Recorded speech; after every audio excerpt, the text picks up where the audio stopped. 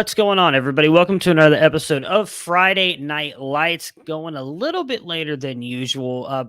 Honestly, we didn't have a ton of high school stuff going on this week. I've got about 3 minutes of highlights that we're going to show you guys tonight. Some of the best players in the country, some of the best highlights. First, we're going to run through, though, the top 25 matchups.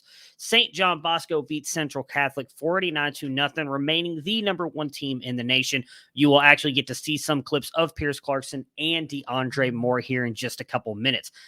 Mater Dei beats La Mirada 35-0. Mater Dei, the number 2 ranked team in the nation, they continue to win here. Central Miami beats Booker T 36-19. See here, any of the other ones. Bishop Gorman has a nice day here against Hamilton in Arizona, 45-0. Chandler, you will get to see Chandler, Arizona, a couple. I really just one of Dillon Rayola, the future Ohio State commit 2024 quarterback. They won 50-0 against Corona del Sol. Westlake beats Atkins 56-6. Texas really seems to be churning out some quarterbacks. They've been switching some players in and out. You got Jaden Greathouse, though, wide receiver, going to Notre Dame. He looked fantastic in this one. Don't have any plays from him, but apparently he had a very good game. IMG Academy continues to roll 63-13 against East. Denton Guyer, which we talked about on College Football Mornings on Friday, they played last Thursday night. They won 50-27 over Lancaster. We'll talk a little bit about Jackson Arnold here again tonight in the stats that he put up. He had himself a really good day once again, just kind of really continuing to solidify him being the, or one of the, considered the top quarterbacks in this class. Let's run through some of those stats really quick, and then we're going to jump into the highlights. Like I said, not a whole lot of big games this weekend in the high school space, so not going to be a really long episode. So we got Arch Manning. Obviously, we know, committed to Texas. For most, considered the top quarterback in the class. He's, I believe, consensus 3 for us here at Campus to Canton. We do have Malachi Nelson 1, Dante Moore 2, followed then by Arch Manning. So Arch Manning won 42-20 over Reserve Riverside Academy. Over Reserve Riverside Academy. He went 19 of 22 for 221 yards and 4 passing touchdowns and added a rushing touchdown. Malachi Nelson, you will get to see his rushing touchdown, by the way. Malachi Nelson, you get to see a video of him throwing the ball deep to Malachi Lemon here. They won 47-14 over Servite. Obviously, Los Alamitos, for those of you who don't know, committed to USC quarterback. Our top quarterback. Kid is phenomenal. 13 of 21, 306 yards, and 4 touchdowns. They had lost back-to-back games, so it was good to see them bounce back here a little bit. 2 of those 4, by the way, did go to Malachi Lemon, and top wide receiver recruit in this class as well, also going to USC. So probably going to hear that connection talked about a lot, even on Saturdays. We do have one of them that we're going to get to show you. Jackson Arnold, as I talked about, played Thursday, had a really good game. 14-22, 305 passing yards, 3 touchdowns, and another rushing touchdown. If you want to look at some of the videos on him, I suggest you follow at Solving Football. David, one of our recruiting guys, posted a bunch of those. I believe he watched the entire game, clipped a bunch of those clips, and of course, follow big wide receiver guy as well.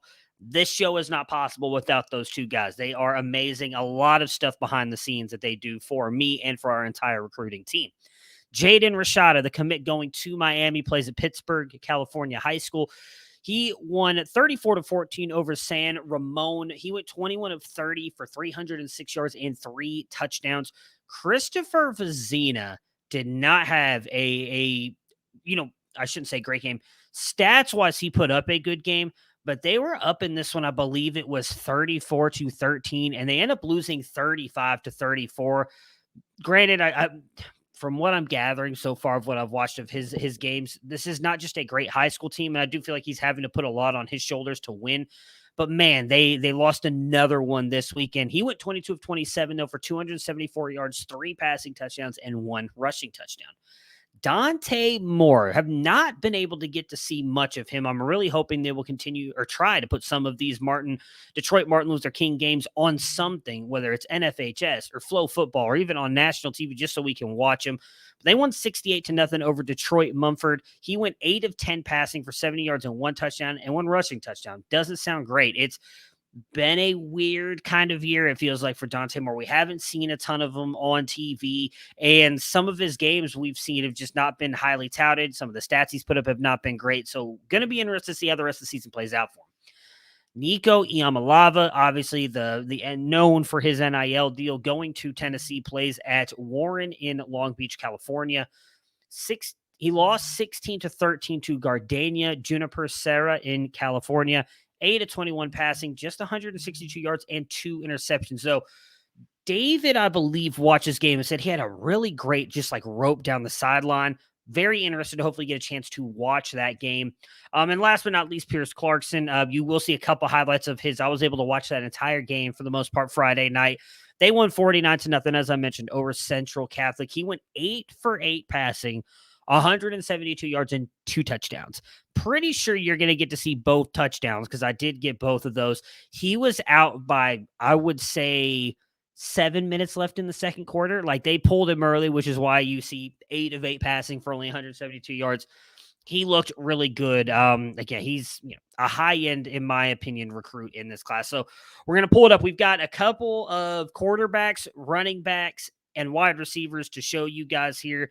So I'm going to hit you. We'll rewind a little bit just to talk about these players, but I'm going to get it up here and let's watch some of these highlights. This one is Arch Manning. This is not the most elusive guy, but he is at least able to make these guys miss. And then obviously gets into the end zone. As I mentioned, his stats for the weekend, he did have 3 passing and 1 rushing. That was his rushing touchdown right there. So this one right here. So this is Avery Johnson, Alfred Fernandez, one of the co-founders of Campus Canton, loves this kid. I believe he's got him as like a top 5 quarterback. I just want you to watch this throw. He's very fun to watch, but I think he needs to improve a little bit on his mechanics. But this is a very fun throw to watch. I mean, it's an absolute bomb here. And he throws it like, just watch this.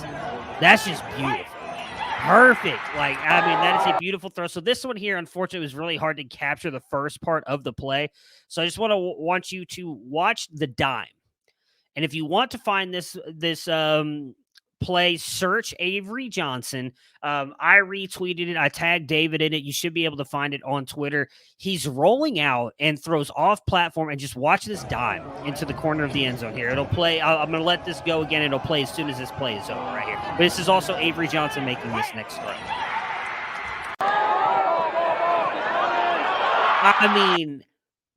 Right in the breadbasket, perfect dime, up the sideline. Again, he throws this off platform across his body. It was such a great throw. I would seriously suggest if you can find the full clip online, do it because it is a lot of fun to watch. I kept trying to find it. I could not find where it was at, and I didn't want to push the show back anymore. So it's already pretty late Sunday night, but it was a dime by Avery Johnson.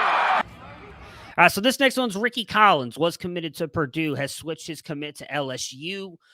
Live arm, really fun to watch, and you're going to see exactly how good he is manipulating the pocket and buying time to make a play down the field here.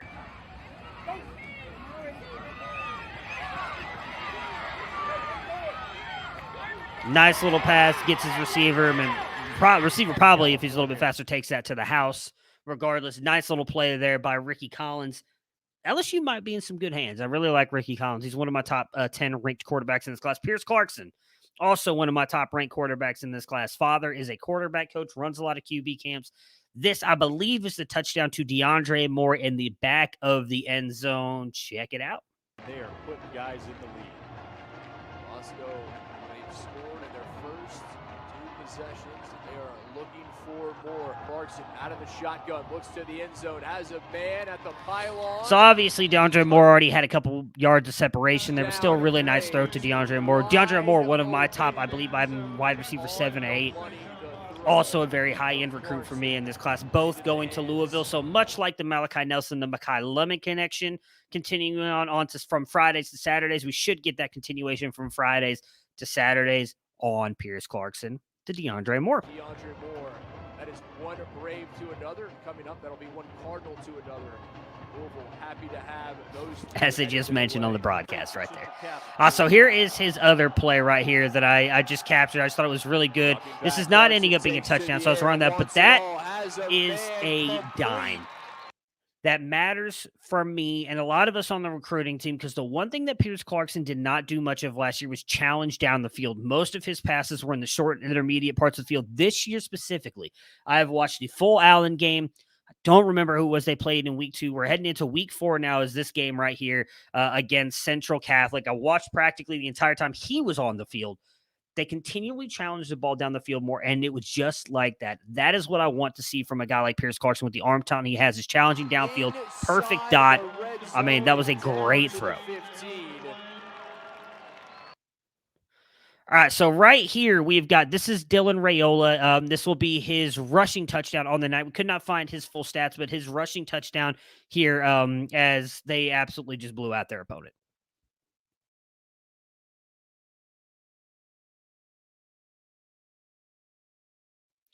I love how calm and cool he is in the pocket, by the way. I cannot wait to see this guy in college football. He is committed to the Ohio State Buckeyes, for those of you who do not know, in the 2024 class. So this is one of, I know that Cedric Baxter, I believe, had 3 rushing touchdowns this weekend. We were about to show you 2 of them. I don't know his full stats here, but this is a grown man run right here. I'm going to rewind it just a little bit so that you guys can see what it is he does. And I'm just going to let it roll. This is exactly why this run right here is why he is our number 1 running back in the 2023 class for Campus to Canton. Just bullies that dude over and had the nasty stiff arm to begin with. I absolutely love it. He's really good. So this is the other one that I pulled, obviously.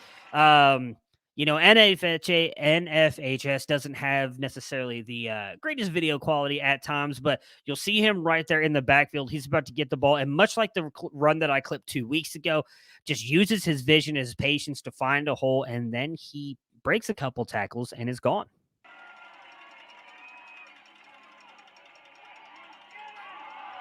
And there he goes.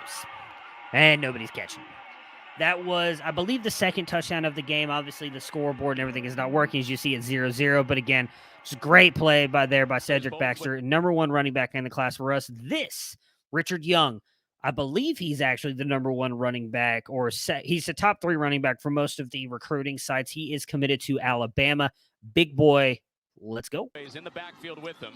He's leading the way on 2nd and 5, showing off the speed, hitting the sideline. Richard Young with his first big play of the night, and he is gone into the end zone for a touchdown.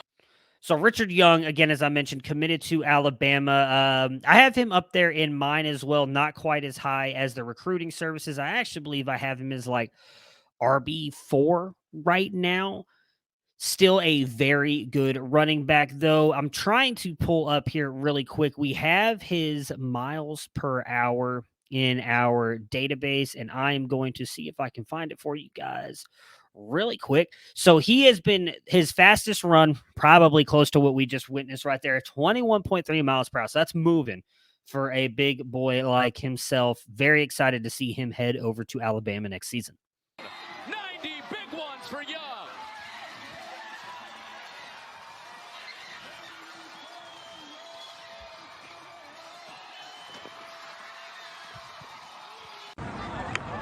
All right, so we're over to the wide receivers now. Just a couple more highlights before we get out of here. Here is Hakeem Williams. He's actually not committed yet.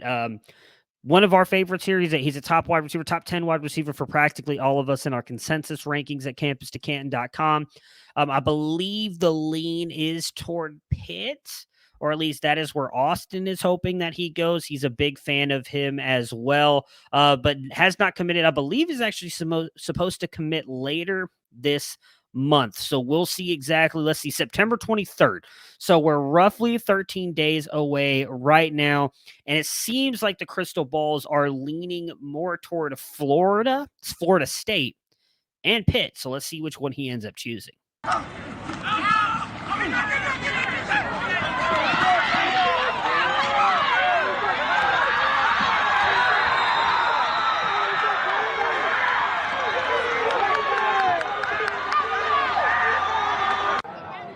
All right, so this is a clip that I pulled here. We got American Heritage, Brandon Innis right here in the slot, number 1.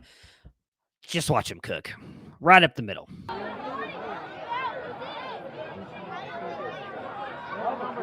I mean, that's just that's likely a broken coverage, but still, Brandon Innis just continues to produce. Top wide receiver, I believe he's wide receiver 4 overall in most of the consensus rankings. He is wide receiver 4 for me going to Ohio State. Got to rewind this one just a little bit. This is our last highlight of the day. So again, it doesn't really have the beginning part of this clip. Just watch the end zone. This is Jonte Cook. I believe he is my wide receiver 2 in this class. We love him here at Campus Canton. He's top 3, I believe, consensus-wise. Going to Texas. So we'll be playing with Quinn next year and Arch after that. Watch him go up and get this ball.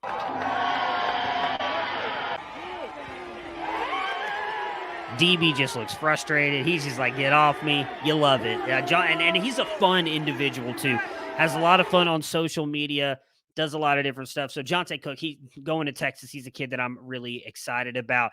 We do have some interesting games next week, and I'm not even going to lie to you guys, completely forgot to pull up that schedule. I had it already up, and then I closed out of it. So let's pull this up again really quick to see what are the top games, at least the top players playing this weekend, that likely we are going to try and keep our eyes on here. So on Friday, Hakeem Williams does play again, so we'll probably have that up. Dontavius Braswell is playing Friday. Shamir Porter and the big one, Deuce Robinson. Top tight end was at the Texas-Alabama game. Texas, one of the schools that he's leaning toward. I don't know. They stayed in that game. It was a pretty good game. Maybe that helps swing him to Texas regardless. Some interesting games this weekend. We're going to start getting to the point where some of these schools have buys, much like college and obviously the NFL. So that's it for this week, guys. Hope you guys enjoyed Friday Night Lights. I really love doing this show. Again, follow David at Solving Football and follow Matt at Big Wide Receiver Guy on Twitter, because without them, this show is not possible. We'll catch you guys again next week. We do have a freshman of the week, but unfortunately the stuff wasn't ready yet, so you'll have to catch that tomorrow morning. Make sure to follow at campus2canton.com, and we'll have that graphic ready for you.